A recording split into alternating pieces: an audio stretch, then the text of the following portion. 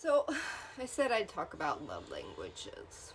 And it's just able to help you learn how you communicate with people because we all have different ways that we accept love, give love, and it ultimately is how we communicate when it boils down to it. So, this can be used in an everyday basis, to be quite honest. So, there's this little quiz you can take. It takes maybe like 10 minutes ultimately. And if you want to know where to go and take it on the internet or whatever, just send me a message and I can send you the link. So you either like quality time, physical touch, acts of service, receiving gifts, or I'm missing one. What am I missing? Time, touch, service, affirmations, or receiving gifts. There's 5.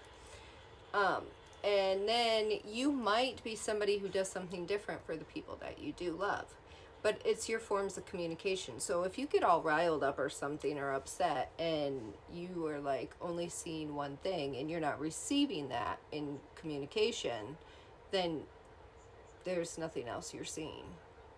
So if you're somebody who likes physical touch, and somebody's trying to communicate with you and they don't, put their hand on you in some form of way or something, then you might just keep going with where you're going and not even hear or acknowledge what they're saying. Or if somebody hasn't touched you in a while in any shape or form, you may never, acknowledge what's going on. If you are somebody who likes quality time, you need time.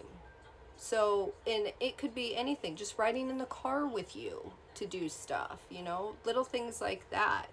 Affirmations is just reassurance. You need to hear those things. People who like to receive gifts, it could be anything. It could just be a little piece of candy. When somebody's out doing something, they come back and just give you just a little thing. It's those things that remind you, and those help in communication. It just helps knowing. And in the workplace, it works really well when you are, with your coworkers, or if you are a supervisor or a boss or something. Once you learn those things about your employees, it totally helps too. But if you're going to have a difficult conversation with somebody that you do love, or a child or something like that, once you know those things, it makes those difficult conversations so much easier. But once you know those things about yourself, you can sit back and reflect on situations and be like, holy shit, I acted like that because I wasn't getting what I needed in that time. Or that's why I act that way. Because somebody who, likes to do acts of service, like their way of showing me that they love me is by washing my car and doing things when I am spinning out of control, like, running to the grocery store and stuff for me, when what I really need is, them just to spend time with me, are 2 completely different things. And if you can't talk about those things, then you're never going to get on the same page.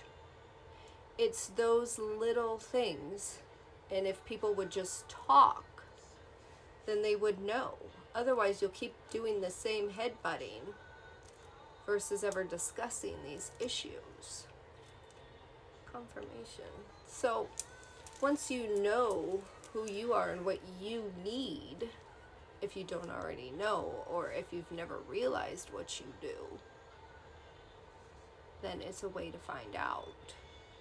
Personally, I'm a touchy-feely person, and we already know that. I mean, I do it to myself all day long.